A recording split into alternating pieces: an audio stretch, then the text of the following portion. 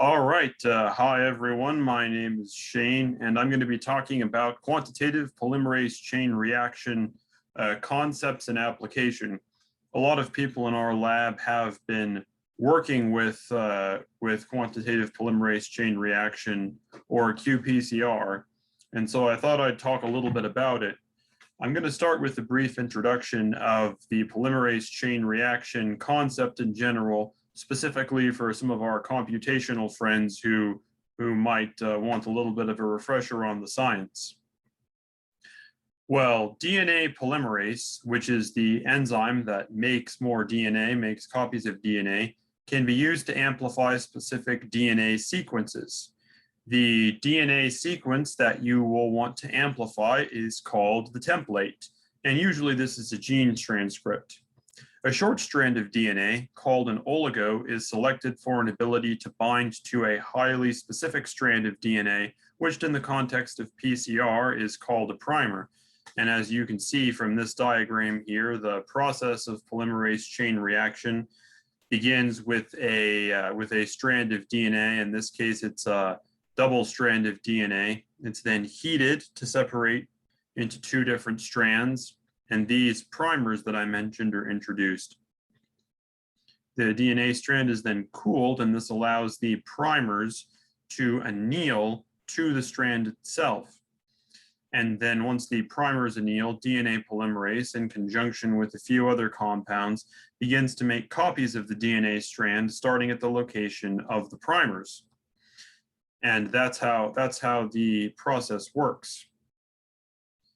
Now, this is similar to the process of normal DNA replication, but under laboratory conditions and using a special DNA polymerase that can withstand high temperatures. And so we're using temperature here in place of the complex series of enzymes that would normally aid this process in a mammalian cell at 37 degrees Celsius.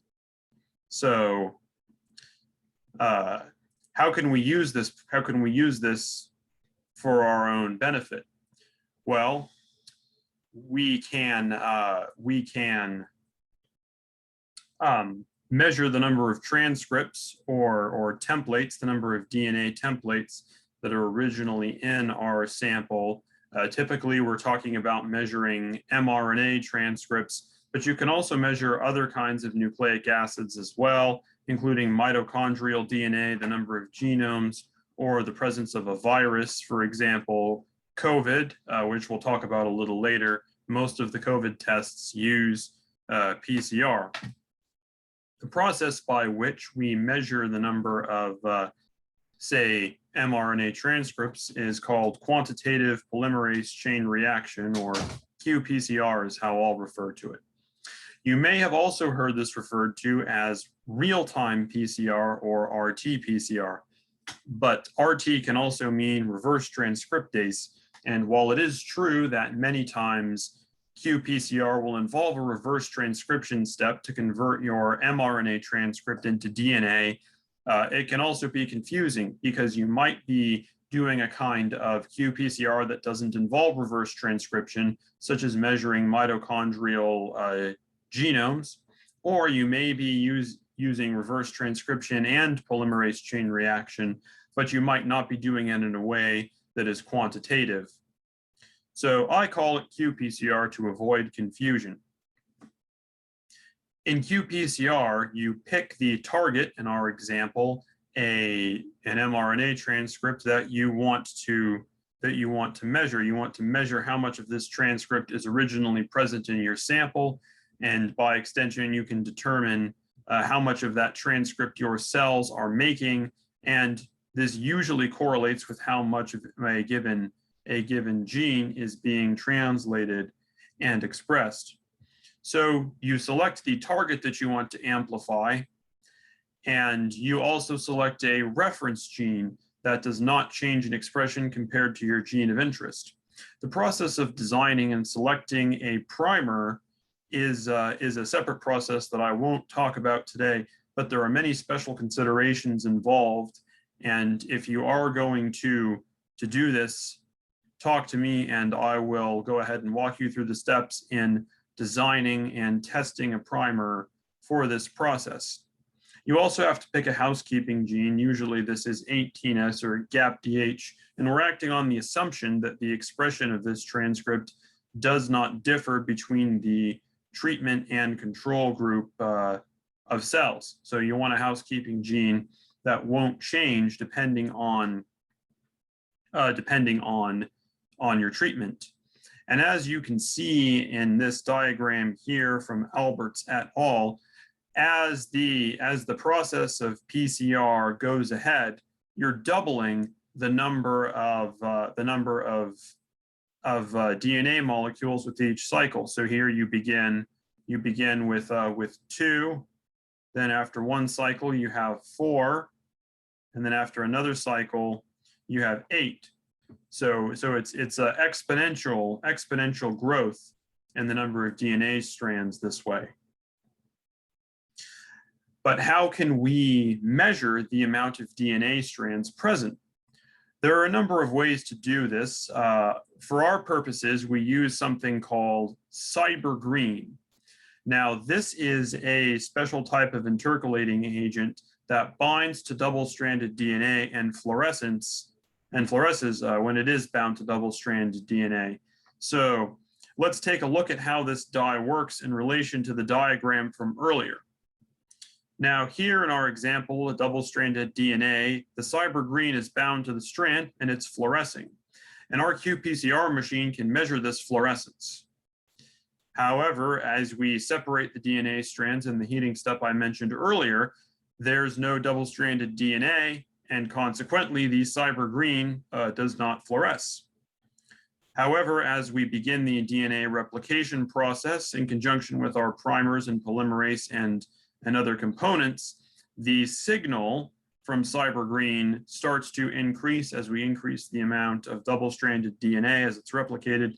Finally, when the replication is complete, we have more double-stranded DNA than we did before, and thus more fluorescence.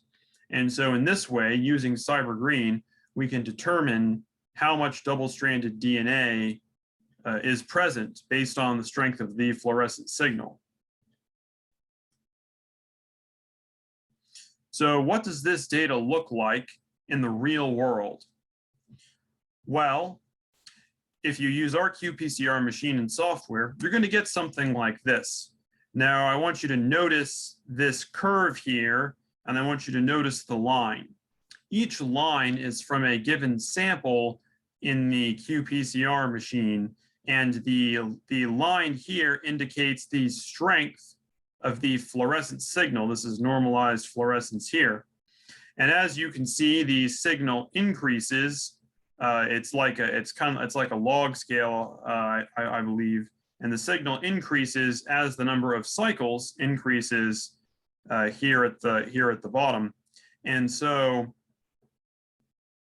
what you have is you have a threshold, a fluorescent signal threshold that is determined, and the threshold here is 0.076, and then the qPCR machine counts the number of cycles until the fluorescence crosses that threshold, and then the machine notes the number of cycles. So for example, here are the cycle numbers that correspond to each of the lines that you see right here. So this 17.78 cycle threshold, you can see it's right about there where the turquoise line intersects with the red line of the threshold. And you can see over here the kind of slightly darker red on the far left intersecting with the red threshold line. That's going to be about 15.92 right here. Now, when it comes to cycle numbers, one of the things I wanted to mention is that you are talking about the number of cycles required to cross the threshold. And the fewer number of cycles you have, the more transcripts, the more mRNA molecules, or whatever it is you're targeting, the more templates you have. Because the more templates you start with, the fewer number of cycles it'll take to cross the fluorescent threshold. And furthermore, because we're talking about a doubling of the strength of the signal with each cycle, its exponential growth, a 1 cycle difference will correspond to roughly a doubling of the initial amount of the transcript. So if you draw your attention to 0086RC DEX treatment at 17.78 cycles versus 16.75, here it's actually double the amount of fluorescence as before. So the key takeaway here is the fewer cycles, the more of your template you have, and each cycle increase, you're talking about a doubling of the initial template. So here, this would be kind of like double the initial template of this one. And so this is something you want to avoid because there's a lot of inconsistency there. That's down to pipetting technique, but that's another topic for in-person training. And when it comes to running qPCR, our lab uses the biomolecular systems magnetic induction cycler here. It's a little bit different from other qPCR machines. You may have seen it. It's that small red box in the lab. It is different from other qPCR machines, but that's what we use. And we use these tubes here, and we use the BioLine SensiFast Cyber Mix that you see right here. And so the thermocycler that we use is capable of a kind of basic qPCR, which I'm talking about today, but it can do other things as well. It can do absolute quantification of genomes, RNA quantification, DNA quantification. It can use molecular probes and some other things that I'm not going to talk about today, but I want you to be aware of the utility of what we have here. So in order to analyze qPCR results, you have to normalize your housekeeping gene in your treatment group to that in the control group. Once you've done that, you normalize your target gene to the normalized housekeeping gene in the treatment group, and then you can compare the CQ values and calculate the relative expression of your transcript. Now, if you had a hard time following along with that, don't worry. It is hard. It's difficult to explain exactly how the process works mathematically. It's another topic for another presentation, but the good news is you might not actually have to know how it works because there are many computational options available that can easily analyze your qPCR results for you. The MIC qPCR software, which accompanies our qPCR machine, can quantify this for you, but it only works if you have one housekeeping gene and one control group. And it's also prone to some weird problems that I haven't figured out. There are some R scripts that our lab has developed to improve this process. Bella has developed a custom qPCR analysis script in R. It's very, very sophisticated, but Bella, as far as I know, your script can only analyze one housekeeping gene and one control group, which is the same as the MIC software. Is that about right? Yeah, okay, Bella says yes. This is fine for many people, but if you're like me and you have more than one housekeeping gene and more than one control group, Jason has helped us develop a script, an R script, that can work to analyze that. And Martina has developed a qPCR script in MATLAB as well. So contact any of the aforementioned people if you want access to these scripts or you want to know how to use them. I'll be trying to take over Jason's script since he's leaving us for Irvine, but be aware that it can dramatically improve the analysis and make it a lot less tedious than doing it manually. So when it comes to qPCR, you'll want to use a few quality control steps to make sure that your transcription is working well, to make sure your primers are working, and to make sure there are no problems. And one piece of information that you'll get from the MIC software is you'll get melt curves. And what this describes is the temperature at which two transcripts melt or separate from one another. They're not really melting from a solid to a liquid. It just means the two strands are separating, like in this diagram right here. And you can see that charted here in this melt green chart. Now, this is the fluorescent signal present, and recall that the fluorescent signal increases in strength with double-stranded DNA. And so here at the beginning, when the two strands are attached to one another, they have a fluorescent signal coming from that SYBR green, and so the fluorescent signal is very strong. But notice as the temperature increases here at the bottom, the fluorescent signal will decrease as the strands start to separate. Then it will decrease very quickly as the strands separate completely, and the SYBR green is no longer attached to double-stranded DNA and no longer fluoresces. And then the signal will bottom out, and the software will take the derivative of this for you to produce a curve to show the point at which the strand is melting. This is called the melt curve, or the melt temperature, the strand at which the DNA is separating into two different groups. You can predict this, well, you can predict what it will be using software, but a real world test here, and this is real data coming from the mix software, will help you determine whether your primers and whether your products are exhibiting a reasonable behavior. And normally, you would look to see a nice peak like this one here for GAP-DH. This is an indication that you have one DNA product.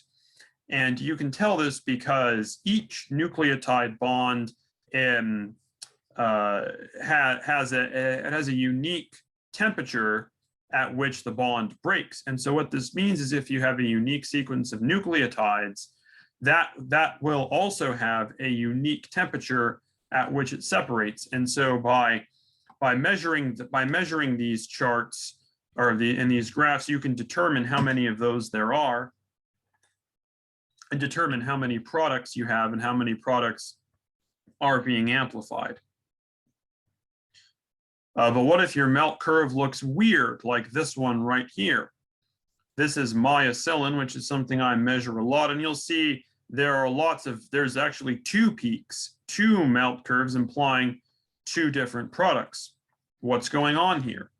Well, what you can do is you can take the amplified product of your qPCR and you can run it on a gel and see what the size of the products is. I use a 2% agarose gel, and you can compare it to the size that is on the ladder and the size that is predicted when you design your primer, when you run your primer in Primer Blast, which is that primer design process that I talked about. I'd like to draw your attention to myocillin here. Now we see two peaks that indicates likely two products, and sure enough, that's what we have here. Now, most likely what's going on is that we have two different myocillin transcripts. Now, if we're okay with measuring both transcripts, then that's not necessarily a bad thing, but it's always good practice to check your melt curve to make sure that you're getting one primer, that one product, or if you are getting multiple products, making sure that they are multiple transcripts. And again, the primer design process will tell you if you're likely to get multiple transcripts, and you can know the size of those as well. And in my case, both of these correspond to transcripts of myocillin that were predicted by Primer Blast. So that's okay for me. Let's move on. Before I finish up, I did want to mention a little bit about how this works in the context of the COVID test. I'll post it in the chat. There's a set of guidelines from the FDA on how to test for COVID using qPCR. They don't use SYBR green, they use something a little different, but the concept is essentially the same. They have primers for the COVID RNA genome, and they amplify those in a qPCR machine. And if they find that the cycle number, if they get a signal at less than 40 cycles, then that is determined to be COVID infection, because if the COVID SARS-CoV-2 viral genome is present, it will be amplified within 40 of those amplification cycles. And they use a housekeeping gene, like I said, human RNase P, as a control to make sure the amplification process is working. So that concludes my presentation, and I wanted to open the floor up to questions.